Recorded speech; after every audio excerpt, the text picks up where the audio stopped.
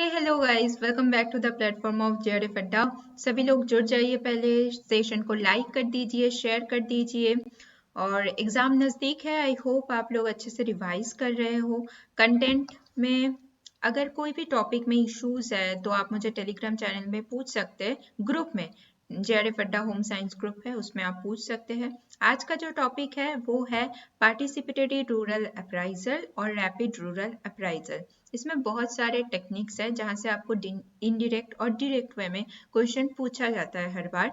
तो ये टॉपिक आज हम लोग कवर करेंगे। उससे पहले जो लोग मुझे पहली बार देख रहे हो, मैं मधुश्री हूँ and this is my small background. I am your home science educator and this is a JRF अड्डा ऐप। ठीक है, अगर आप जेआरएफ अड्डा ऐप अभी तक डाउनलोड नहीं किया है तो आप जेआरएफ अड्डा जो वेबसाइट है उसमें विजिट कर सकते हो और ऐप को डाउनलोड कर सकते हो। और यहाँ पे जितने भी मेंशन सब्जेक्ट्स है इसका अच्छे से तैयारी करवाया जाता है फॉर नेट जेआरएफ। और ये अर्ली बर्ड बैच है। अगर आप ज्वाइन करना चाहते हो for December exam, you can purchase for paper 1 and paper 2 specifically for home science. यहाँ पे आपको वीडियो कोर्स मिल जाएगा लाइव प्लस रिकॉर्डेड, 2022-23 के PYQs के सोल्यूशन मिल जाएगा और टेस्ट सीरीज मिल जाएगा for paper 1 and you have to pay 999। अगर आप early bird batch course December exam के लिए सिर्फ पेपर 2 होम साइंस के लिए ज्वाइन करना चाहते हो देन यू हैव टू पे 9699। ठीक है, यहाँ पे आपको वीडियो कोर्स मिल जाएगा लाइव प्लस रिकॉर्डेड, PDF मिल जाएगा हिंदी इंग्लिश में और PYQ के डिटेल सोल्यूशन मिल जाएगा 2022-23 के। ये होम साइंस के प्लेलिस्ट है। जेआरएफ अड्डा जो चैनल है उसके प्लेलिस्ट में जाना और होम साइंस के जितने भी वीडियोस है वो आपको मिल जाएगा। और ये जेआरएफ अड्डा होम साइंस टेलीग्राम ग्रुप है, यहाँ पे आप ज्वाइन कर सकते हो। क्लास खत्म होने के बाद PDF आपको इंग्लिश और हिंदी वर्जन में मिल जाता है इस ग्रुप में। मॉक टेस्ट सीरीज अभी लाइव है, गोइंग ऑन है। तो if you want to purchase the mock test series you have to visit the JRF Adda website, वहाँ पे आपको डिटेल्स मिल जाएगा देखने के लिए। अगर आप पेपर 1 और paper 2 for home science purchase करना चाहते हो देन यू हैव टू पे 1499। ठीक है, यहाँ पे आपको full length paper 1 and paper 2 के मॉक टेस्ट मिल जाएगा which would be based on the latest pattern. पहले हम लोग जान लेते हैं what is participatory rural appraisal. Participatory means मतलब एंगेजमेंट, एंगेजमेंट मतलब लोकल जो कम्युनिटीज है उसका एंगेजमेंट। ठीक है, यहाँ पे वही बोला है, it means people are involved in the process in deciding how something is done. ठीक है, एक कम्युनिटी में मैं गई या विलेज में मैं गई, ठीक है, वहां पे मुझे आइडेंटिफाई करना है क्या क्या न्यूट्रिशनल प्रैक्टिसेस है, न्यूट्रिशनल बिलीव्स है, क्या क्या फूड सोर्स अवेलेबल है। तो मैं क्या करूंगी, मेरे अकेले के बस में ये नहीं है आइडेंटिफाई करना। ठीक है, तो मैं पूरे कम्युनिटी को बोलूंगी थ्रू कम्युनिटी लीडर्स और लोकल जो भी माध्यम है उनको बोलूंगी कि एंगेजमेंट मुझे चाहिए फ्रॉम द लोकल कम्युनिटी। ठीक है, तो कम्युनिटी से लोग आएंगे, मैं उनके साथ डिस्कशन करूंगी तो ही कुछ निकल के आएगा कि क्या क्या न्यूट्रिशनल प्रैक्टिसेस है, क्या क्या फूड सोर्स अवेलेबल है, राइट। अब रूरल का मतलब क्या है, this technique can be used in any situation, urban और rural context with both literate and illiterate people. ठीक है, तो पार्टिसिपेटरी रूरल अप्राइजल दिया हुआ है, इसका मतलब ये नहीं है ये रू अर्बन क्षेत्र में नहीं हो सकता या अर्बन क्षेत्र में इसको नहीं अप्लाई किया जा सकता है। और ये ना बोथ लिटरेट और इलिटरेट पीपल को एंगेज करके भी हम कर सकते हैं। ठीक है, अप्राइजल मतलब क्या है, the finding out the information about the problem needs potential in the village and it is a first stage of any project। तो अप्राइजल मतलब क्या है, फाइंडिंग आउट द इंफॉर्मेशन। मैंने जैसे बोला कि न्यूट्रिशनल फैक्टरीज क्या है, बिलीव्स क्या क्या है, फूड सोर्स क्या क्या अवेलेबल है, तो इसको असेस करना, राइट। अब देखो की principle and concept related to it. First क्या है, पार्टिसिपेशन। ये जो की प्रिंसिपल है पार्टिसिपेटरी रूरल अप्राइजल से, ये वेरी वेरी वेरी इंपॉर्टेंट है। यहाँ से 2-3 बार क्वेश्चन आ गया है। ठीक है, आपको statement wise, sequence wise question, even multiple choice option wise question पूछा गया था। तो इसको याद रखना। पहले क्या है, पार्टिसिपेशन। पार्टिसिपेशन मतलब लोकल एंगेजमेंट को इंक्रीज करना। Local people serve as a partner in the data collection and data analysis process.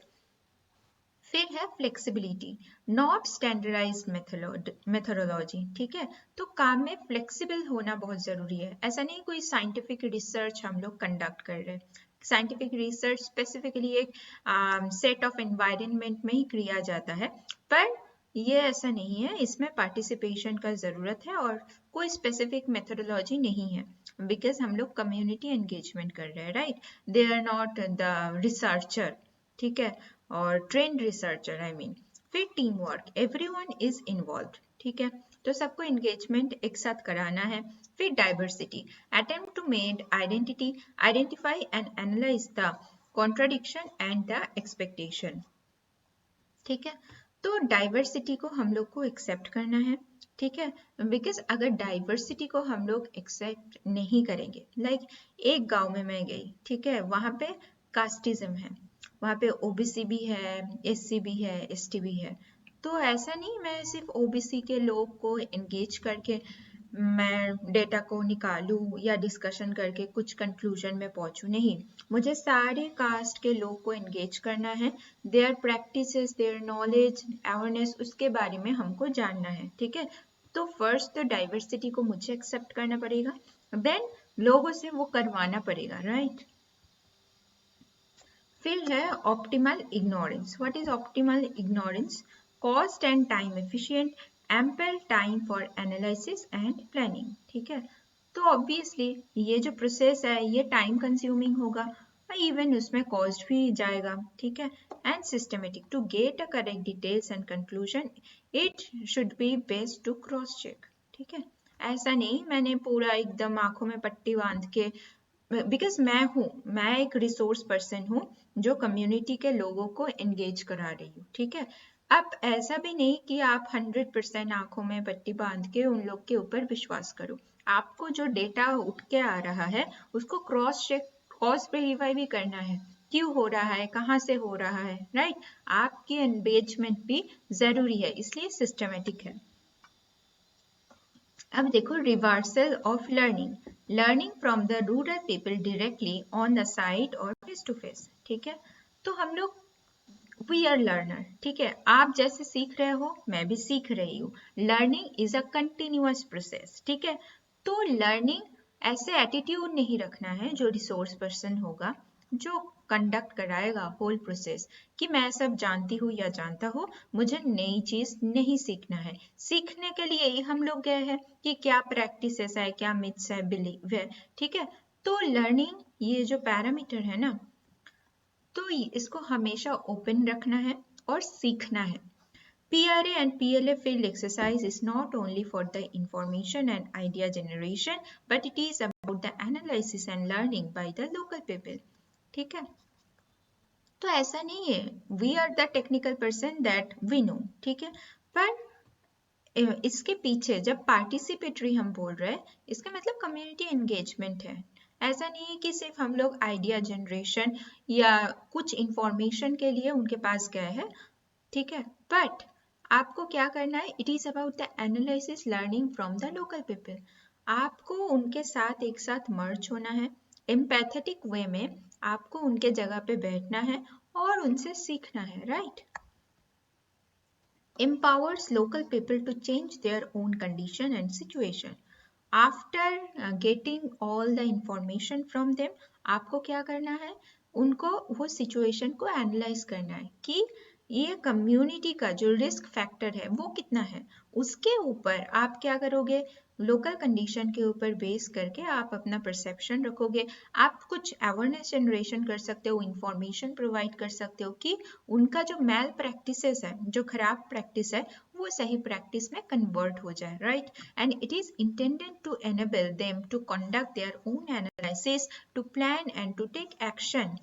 ऐसा नहीं है, इसका मतलब क्या है, इसका मतलब है आपको, आप जब तक हो, मान लो कि आप 1 महीना उनके साथ हो, ठीक है, तो 1 महीना तो आप उनको सिखाओगे, पढ़ाओगे, उनका आदत चेंज करने में हेल्प करोगे, पर आप जब उस कम्युनिटी से चले जा रहे हो, आपका जब काम खत्म हो गया है, फिर वो आपको एश्योर करना है जो पहले का सिचुएशन था उस सिचुएशन में कम्युनिटी फिर से ना आ जाए, राइट।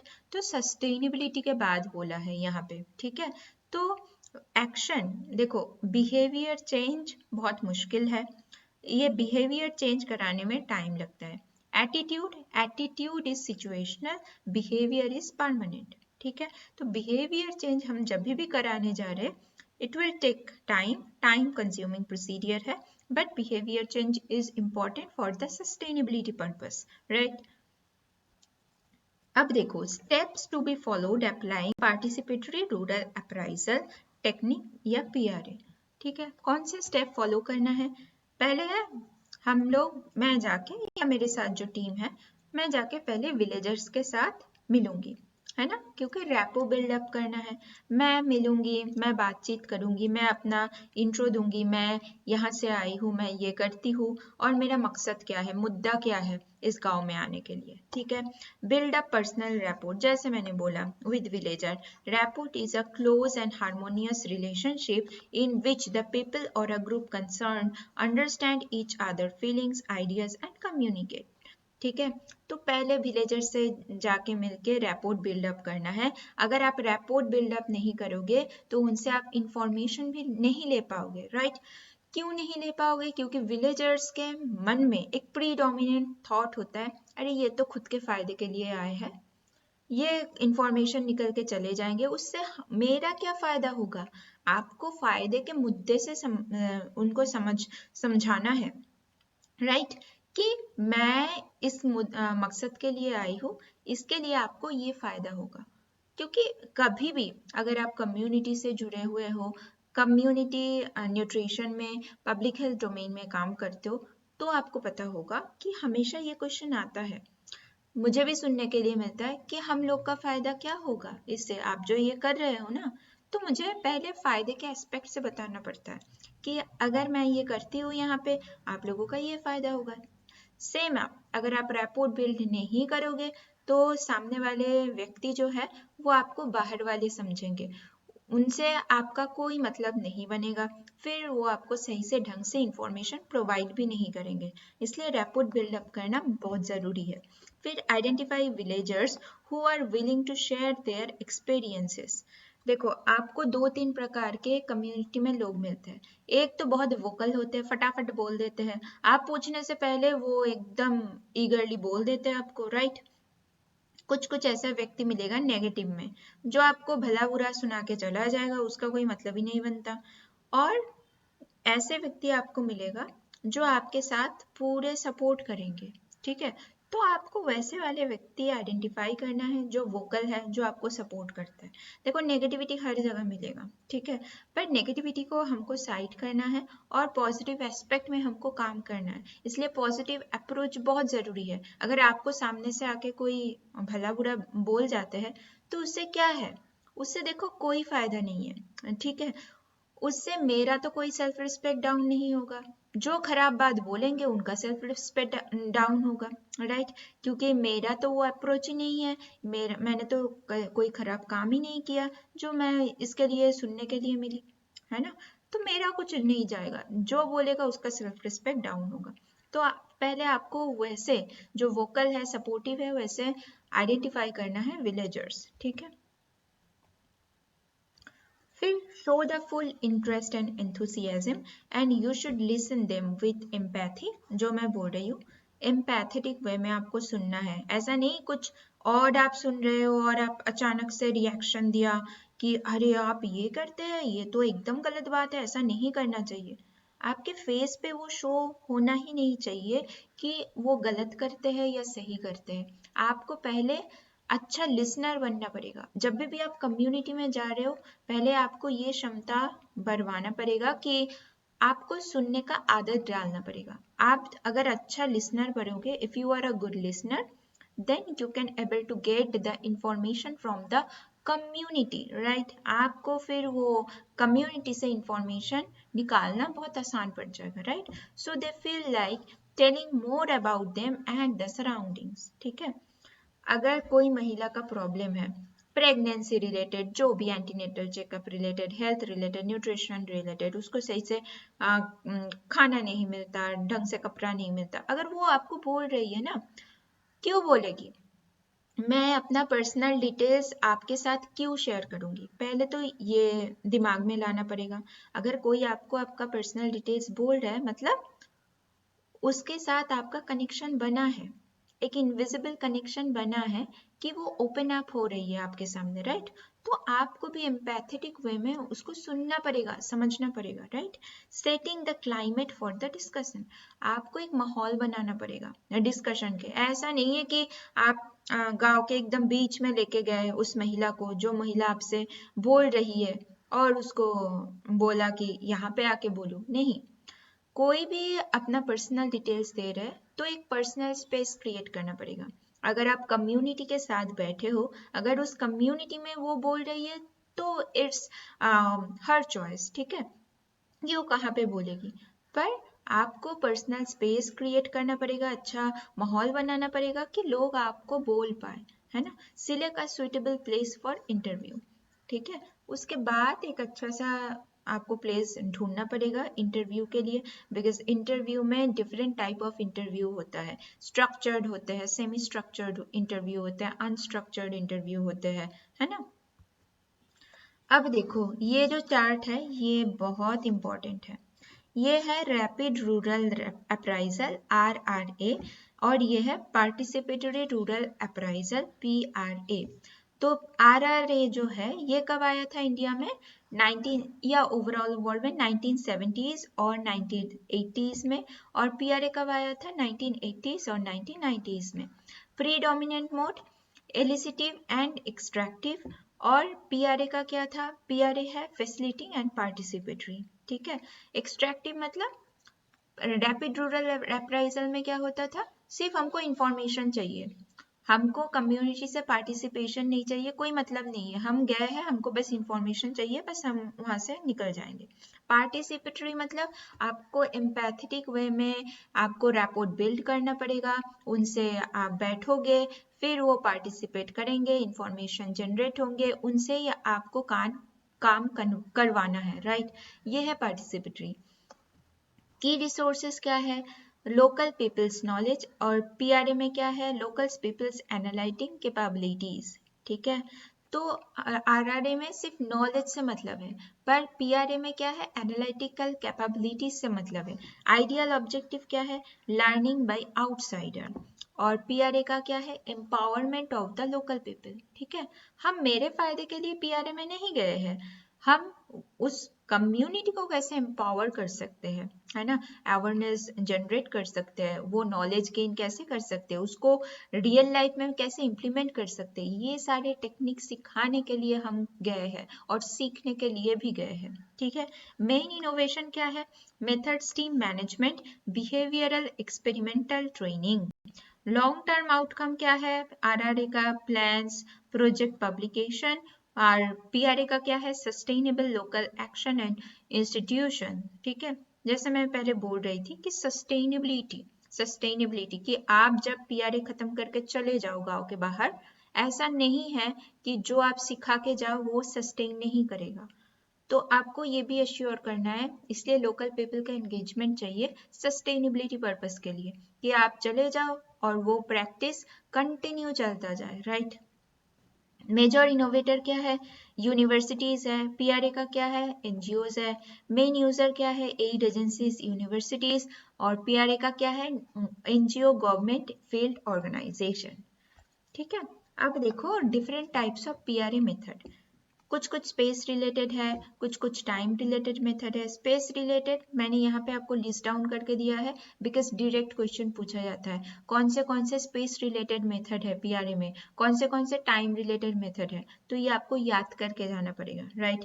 स्पेस रिलेटेड क्या है? Social resource map, participatory modelling method, mobility map, services opportunity map, ट्रांजेंट walk and participatory census method. Time related में क्या क्या है? Trend analysis, historical ट्रांजेक्ट and seasonal diagram. Relational method में क्या है, तो स्पेस रिलेटेड, टाइम रिलेटेड और रिलेशन मेथड, ठीक है, STR। इसमें जो भी मेथड्स आते हैं ये आपको याद करते हुए जाना है, डायरेक्ट क्वेश्चन बनता है। रिलेशन मेथड में क्या है, cause and effect, systems and network diagram, process map, well being ranking, Venn diagram, pair wise ranking, matrix ranking, pie chart, livelihood analysis, spider diagram and body mapping, right? अब हम लोग कुछ जितने भी हम लोग space related, time related, relational related methods पढ़े हैं, इनमें से जो इम्पोर्टेंट मेथड्स है उसके बारे में हम लोग डिस्कशन करेंगे, ठीक है, जहां से आपके क्वेश्चन डायरेक्ट बनता है। अब देखो, फर्स्ट है डायग्रामिंग। डायग्रामिंग में क्या है, transect work. What is transect work, यहाँ पे पिक्चर दिया हुआ है। The transect are observatory work to study natural resources, topography, indigenous technology, soil, vegetation, farming practices, problems and opportunities, ठीक है। तो ट्रांसेक्ट वर्क में कम्युनिटी का पार्टिसिपेशन चाहिए, ठीक है, आप भी करोगे पार्टिसिपेशन, कम्युनिटी भी करेंगे, और दोनों का एंगेजमेंट में जो भी नेचुरल रिसोर्सेस है जिसके बारे में आप रिसर्च करने गए हो, इंफॉर्मेशन निकालने गए हो, बिहेवियर चेंज करने गए हो, अवेयरनेस जनरेशन करने गए हो, उसके ऊपर आपको कम्युनिटी में क्या करना है, एक ऑब्जर्वेटरी वॉक करना है, क्रॉस वॉक करना है। जैसे आपको पता लगे कि कौन से वेस्ट में क्या रिसोर्सेस है कम्युनिटी के, ईस्ट में क्या है ना, सेंट्रल में क्या है, ठीक है, तो ये आपको ट्रांसेक्ट वॉक के माध्यम से पता लग जाएगा। फिर है seasonal diagram, information on the problem that repeats in a certain period of the time. Seasonal diagram से हर बार क्वेश्चन पूछा जाता है। सीजनल डायग्राम है क्या, seasonal diagram can be used for obtaining seasonal pattern of rainfall, employment, income, expenditure, diseases, livestock production, work availability, crop pattern. Very very important, seasonal diagram सिर्फ आपके crop pattern या food के availability के लिए नहीं use होता है, बहुत सारे दूसरे पैरामीटर्स के लिए भी यूज होता है। ये आपको याद रखना है। क्या क्या है, rainfall pattern, employment, income expenditure, diseases, livestock production, workforce availability and also crop pattern. यहाँ पे देखो ये सीजनल कैलेंडर बना है ना, क्रॉप प्रोडक्शन पैटर्न के ऊपर बेस करके। A visual representation seasons on their associated activities, events, problem. It helps to identify seasonal vulnerabilities and plan accordingly. अब देखो वेन डायग्राम, यहाँ पे देखो वेन डायग्राम का पिक्चर है, एक डायग्राम है, राइट। तो Venn diagram is also called as what, chapati diagram, ठीक है, चपाती डायग्राम। चपाती डायग्राम क्यों, क्योंकि ये जो सर्किल किया हुआ है, इट्स लाइक अ चपाती, अ रोटी, ठीक है, that's why Venn diagram is also called as chapati diagram. क्या है Venn diagram? It is used to depict the key institution, organization, individuals and their relationship with the local community and other key player in the decision making are shown on the Venn diagram. Each institution is represented by the circle and the size of circle represent the importance of the significance of power of the institution. Very very important, ठीक है। तो मैं एक community पे गई, मुझे वहाँ पे एनालाइज करना है कहाँ पे प्राइमरी स्कूल है, कहाँ पे वेल है, कहाँ पे आपके मार्केट है, ठीक है, कहाँ पे मंदिर है, कहाँ पे सरपंच ऑफिस है, ठीक है। तो इसको मैं सर्कल के माध्यम से मैं चिन्हित करूंगी, राइट। अब सर्कल भी आपके प्रायोरिटी के ऊपर बेस करके सर्कल छोटा होगा बड़ा होगा। देखो यहाँ पे different shape of circle mention है, जैसे प्राइमरी मिडिल स्कूल सबसे क्या है बड़ा, यहाँ पे सर्कल दिया हुआ है, उसके बाद सेकेंड लार्जेस्ट सर्कल कौन सा है, प्राइमरी स्कूल, ठीक है। उसके बाद मतलब ये दो सबसे ज्यादा इंपॉर्टेंस रखते हैं एक कम्युनिटी में। मतलब यहाँ पे मैं एग्जाम्पल के तौर पे बोल रही हूँ, हर कम्युनिटी के बात नहीं कर रही हूँ, डिफरेंट कम्युनिटी में डिफरेंट इंपॉर्टेंस रहता है, पर अकॉर्डिंग टू दिस डायग्राम मैं बोल रही हूँ कि मिडिल स्कूल और प्राइमरी स्कूल कोई भी एक कम्युनिटी में सबसे ज्यादा इंपॉर्टेंस रखता है। उसके बाद देखो ये तीन जो सर्कल है, ये बाकी सर्कल है सेम इंपॉर्टेंस रखता है। कौन सा है, सरपंच ऑफिस है, फिर आंगनवाड़ी है, तहसील है, ठीक है।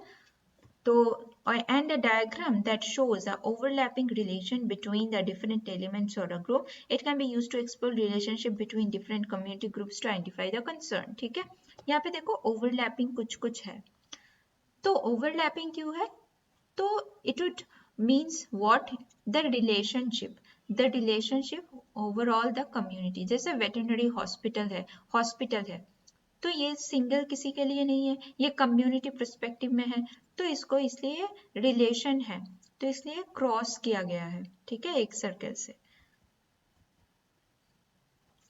अब देखो daily routine chart. Daily routine chart क्या है? It is used to identify daily routine pattern of either gender in a particular area. It helps to analysing the work type, distribution, the workload throughout the day for comparative analysis between the different individuals of daily schedule. ठीक है, तो अभी आप गए हो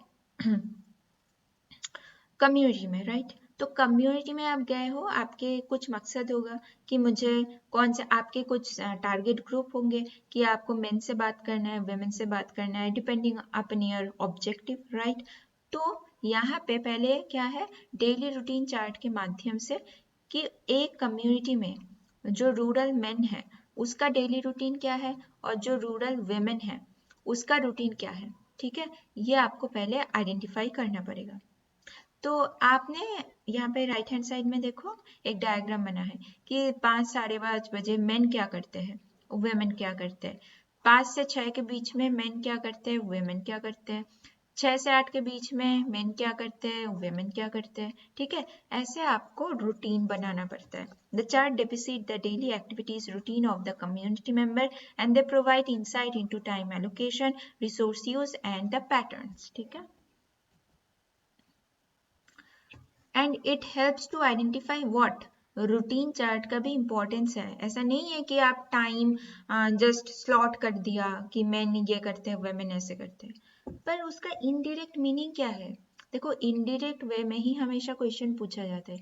indirect meaning है कि उस कम्युनिटी में जेंडर रोल क्या है, ठीक है। देखो फर्स्ट है to identify the gender roles of the community, to document the timing of activities, discussion of the new activities and their implication for the time use, discussing time of meeting and the training session, illustrate the mobility periods of the spent away from the home। ठीक है, पहले तो indirectly routine chart से आपको क्या पता लग जाएगा कि उस कम्युनिटी में जेंडर रोल क्या है, मतलब मेन का क्या है, वुमेन का क्या है। अकॉर्डिंग टू दैट आप अवेयरनेस बिल्डअप कर सकते हो, इंफॉर्मेशन प्रोवाइड कर सकते हो, उनके टाइमिंग के हिसाब से ही आपको कम्युनिटी में जाना पड़ेगा, उनके साथ बातचीत करने के लिए या ट्रेनिंग प्रोवाइड करने के लिए, राइट। तो ये रूटीन चार्ट का कुछ महत्व है, इम्पोर्टेंस है, जहाँ से आपको पता लगता है रूटीन चार्ट क्यों इम्पोर्टेंस है और कौन से एस्पेक्ट में इसको इम्प्लीमेंट किया जाए, ठीक है। अब देखो फ्लो डायग्राम। फ्लो डायग्राम क्या है? Flow diagram discover and analyse the impacts and the linkages. The current situation, constraint, problems, opportunities can be discussed as an effect of the specific problem or intervention. ठीक है, तो flow diagram से क्या होता है? Flow diagram से हमको पता लग जाता है कि एक एरिया का, ठीक है, पहले करंट सिचुएशन क्या है, पहले का सिचुएशन क्या था, अब कौन सा अपॉर्चुनिटीज है जिसको हम अच्छे से मॉडिफाई करके कुछ इंटरवेंशन प्रोवाइड कर सकते हैं for a good outcome, ठीक है। A visual representation of the process activity showing the sequence steps of interaction and it helps to understand the flow of the resources, decision making, information within the community, ठीक है। तो जैसे यहाँ पे right hand side में देखो topic selection, select study area, visit to the study area, conduct PRA, analysis present condition and recommendation report writing, ठीक है। यहाँ पे जो है पीआरए टेक्निक, वो तीनों टेक्निक का संमिश्रण है यहाँ पे बोला है। पर फ्लो डायग्राम में ऐसे होता है कि पहले हमको करंट सिचुएशन के बारे में जानना है, प्रीवियस उनके प्रैक्टिसेस के बारे में जानना है, जो इश्यूज है, मिथ्स है, बिलीव्स है, प्रैक्टिसेस है, उसके बारे में जानना है, फिर हम उसको मॉडिफाई कर सकते हैं। तो एक स्पेसिफिक फ्लो में ही जाते हैं, ठीक है। उसके बाद कुछ फ्लो ऑफ रिसोर्सेज, क्या अवेलेबल रिसोर्सेज है, उसको हम कैसे यूटिलाइज कर सकते हैं, डिसीजन मेकिंग प्रोसेस में मैन एंड वुमेन का क्या भूमिका रहेगा, वो सब भी हम लोग डिसाइड कर सकते हैं, या कम्युनिटी का क्या भूमिका रहेगा वो भी हम डिसाइड कर सकते हैं। अब देखो मैपिंग, यहाँ पे देखो राइट हैंड साइड में पिक्चर है। Maps are used to identify the comparative location and importance of different type of resources with in the area. ठीक है, तो मैपिंग से हमको क्या पता लग जाता है कि एक कम्युनिटी में या विलेज में, ठीक है, वेस्ट में क्या है, वेस्ट में कितना आपके हाउस होल्ड है, ईस्ट में आपका कितना हाउस होल्ड है, ठीक है, इसके बारे में हमको पता लग जाता है। नॉर्थ में क्या है, साउथ में क्या है, कहाँ पे हॉस्पिटल है, कहाँ पे पंचायत है, ठीक है, कहाँ पे आंगनवाड़ी है, इसके बारे में हमको पता लगता है। देखो यहाँ पे है, जैसे हम ज्योग्राफी में पढ़ते थे ना क्लास 9-10 पे, कि मैप में यहाँ पे यहाँ पे स्कूल है, यहाँ पे बिल्डिंग है, यहाँ पे वेल है, same as mapping. They can examine the greater breadth of subject matter, allow for a range of different types of map to be produced in one area for comparative analysis by different groups within the same area, creating maps to represent various aspects of community such as social network, resource location, hazards। ठीक है, तो ये जो map है ना, map क्या करते हैं, सोशल नेटवर्किंग पता लगाने में हेल्प करते हैं, इसके साथ साथ लोकल रिसोर्सेज क्या है और पोटेंशियल हैजर्ड क्या है उसके बारे में भी आइडेंटिफाई करने में मैप यूजफुल है। Mapping tools include participatory sketch mapping, aerial photographs, geographic information system और जीआईएस। तो डिफरेंट टाइप ऑफ मैप क्या क्या होता है, स्केच मैपिंग जो यहाँ पे दिया हुआ है, यहाँ पे देखो स्केच मैपिंग है, फिर एरियल मैप फोटोग्राफ्स होता है, फिर जीआईएस के माध्यम से भी हम लोग मैप कर सकते हैं। अब देखो प्रेफरेंस रैंकिंग, तो प्रेफरेंस रैंकिंग में क्या है, ranking problem the issue solution on the basis of needs of the personal preference. ठीक है, तो पहले तो हमको क्या करना पड़ेगा, प्रॉब्लम आइडेंटिफाई करना पड़ेगा, फिर उसके बाद हमको रैंक करना पड़ेगा कि ये प्रॉब्लम जो है ये कितना पोटेंशियल थ्रेट्स है, ठीक है, इसके बारे में सोल्यूशन हम कितना जान सकते हैं। तो ऐसे गोले बना के और स्टार बना के हम लोग इसको करते हैं। यहाँ पे देखो राइट हैंड साइड में पिक्चर है। फिर है matrix ranking, community rank different options और criteria based on their preference और importance. It helps to identify priority of areas और preference. The main objective is to prioritise the issues at the hand, such as allow us to see individual as well as group priorities can be also applied on uneducated or illiterate groups in a community। ठीक है, तो priorities decide करने में भी matrix ranking जो है ये helpful होता है कि पहले तो आप प्रायोरिटी डिसाइड कर लो, उसके बाद जो प्रायोरिटीज है इंडिविजुअल और ग्रुप प्रायोरिटीज वो तो लिटरेट इलिटरेट में भी कैटेगरी होगा, तो अकॉर्डिंग टू प्रायोरिटी कितना पोटेंशियल हैजर्ड है, कितना आउटकम में वो बदल सकता है, ये भी मैट्रिक रैंकिंग में आता है। ठीक है, फिर है proportional pairing. What is proportional pairing, participant allocate resources और option based on their perceived importance और प्रेफरेंस। तो according to community's preference of importance of any products और रिसोर्सेज, तो पार्टिसिपेंट ही एलोकेट करते हैं कि हमारे गांव में जो रिसोर्सेस है कौन से रिसोर्स का क्या इंपॉर्टेंस है। It visually represent distribution of the preferences and it is a measure of relative importance of issues. दस this helps obtaining data from the respondents in the relative terms. Moreover, it can also be used for question whose answer people do not like to give directly, like income levels and expenditure। ठीक है,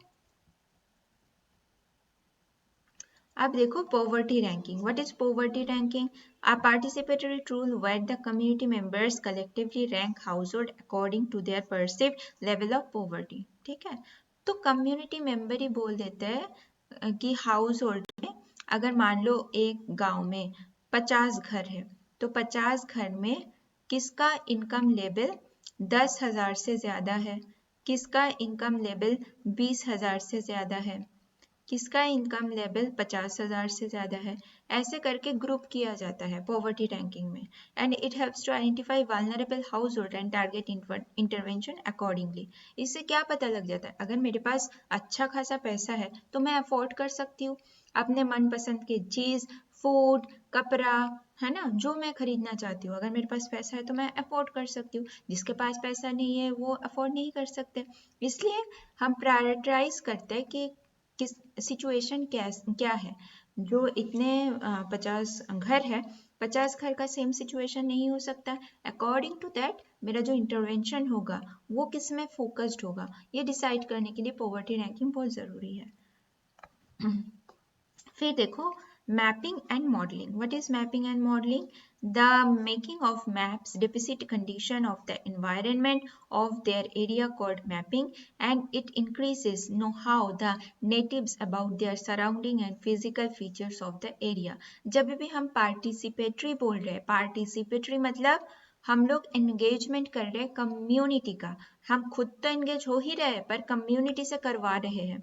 यहाँ पे देखो right hand side में ये community के लोग ही map develop कर रहे हैं, मैं नहीं कर रही हूँ। मैं उनको सिर्फ रिसोर्स दूंगी, एक पेज दे दूंगी, कलर्स दे दूंगी, मैं बोलूंगी कि आप अब देख लो, मैं तो नहीं हूँ, आप लोग यहाँ सालों से हो, है ना, तो आप ही ना ड्रॉ करो कहाँ पे क्या है, तो वो करेंगे अपने हिसाब से। इस कॉल मैपिंग और मॉडलिंग।